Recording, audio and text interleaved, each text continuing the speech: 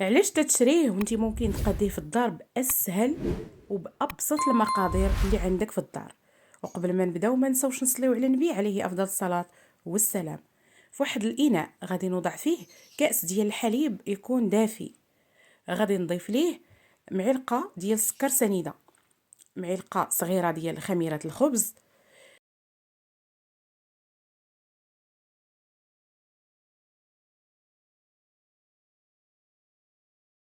غادي نضيف معلقه ديال الملح، وغادي نضيف معلقه كبيره ديال الحليب المجفف نيدو.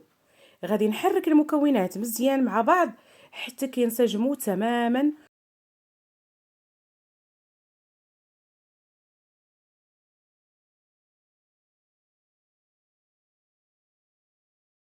غادي نضيف 2 معالق كبار ديال الزيت النباتيه، ومن الافضل انكم توضعوهم معالق كبار. غادي نحرك المكونات مزيان مباشره. غادي نبدا نضيف الدقيق بالتدريج.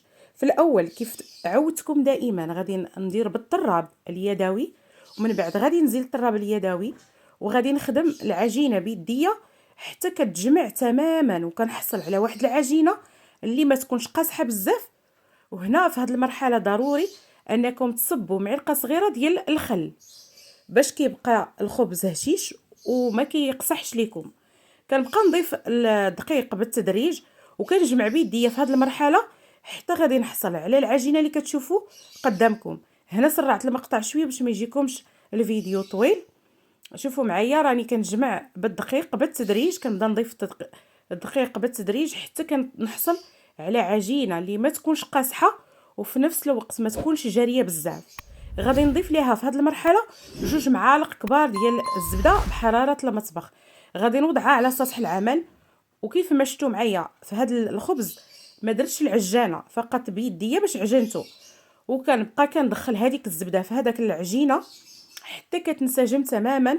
وغادي نوريكم العجينه في الاخير كيفاش كنحصل عليها عجينه اللي لينه رائعه جدا. شوفوا كي مخدومه ما شاء الله، كتجبدوها عادي جدا. غادي نوضع شويه ديال الزيت في هذاك الاناء نفسه، ما غسلتوش نهائيا. غادي نوضع شويه الزيت من فوق وغادي نغطيها ونخليها حتى كيتضاعف الحجم ديالها. شوفوا معايا ما شاء الله كيفاش كترجع العجينه من بعد ما كتختمر. انا حضرت العجينه الصباح بكري وخليتها حتى اختمرات، ما وضعتش فيها الخميره بزاف. كنوضعها على سطح العمل وغادي نقطعها الكويرات متساويين بهذا الشكل اللي كتشوفوه معايا. فصدقوني كيجي رائع جدا. طلبوه مني الاطفال ديالي وحضرته والنتيجه ديالو كانت رائعه. غادي نسقل هذوك الخبيزات مزيان بيديا وغادي نوضعهم على الورق نتاع الزبده الخاص بالفرن. من بعد ما كتساليو الكميه بالشكل اللي كتشوفوا معايا كتخليوها ترتاح شويه، كتعاودوا ترجعوا لاول وحده. غادي تطرقوها شويه باليد، ما تكتروش بزاف، يعني فقط واحد شويه كتطرقوها وكتحتفظوا بهم جانبا ريتما تحضروا صفار بيضه مع القليل من الحليب. قليل بزاف ما تكتروش، لان الكميه ديال العجين فهي 7 فقط. ممكن تضاعفوا المقادير تحصلوا على 14 الخبيزه نتاع الهامبرغر. المهم كيف ما شفتوا معايا كتطرقوا شويه فقط وكتحضروا صفار بيضه مع القليل من الخل، قليل من الحليب، معلقه فقط صغيره ديال الحليب. وغادي نزين الوجه نتاع الخبيزات نتاعي ونوضع عليهم شويه ديال الزنجلان من الفوق، نخليهم حتى كيختمروا المره الثانيه. مهم الفيديو واضح، تبعوا معايا وان شاء الله تنجح معكم الوصفه.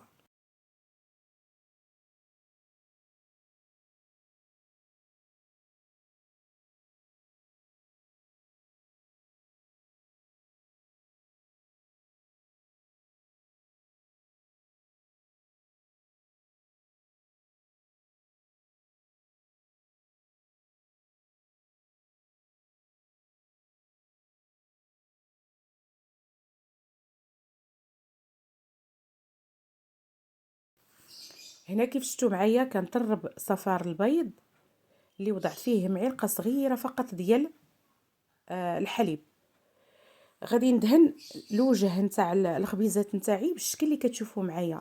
ضروري ما كدهنوهم مزيان الجوانب من الفوق ما كتنزلوش هذاك البيض للجناب بزاف باش يبقى الشكل نتاعهم جميل.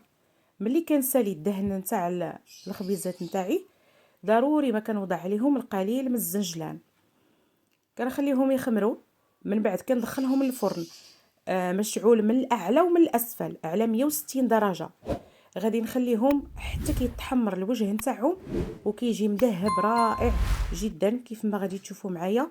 ان شاء الله تنجح معكم الوصفه الا تبعتوا معايا من الاول حتى الاخير في الفيديو. اكيد اكيد وصفه رائعه من القلب الخالص. كنتمنى انكم تجربوها بنفس المقادير بنفس الشكل.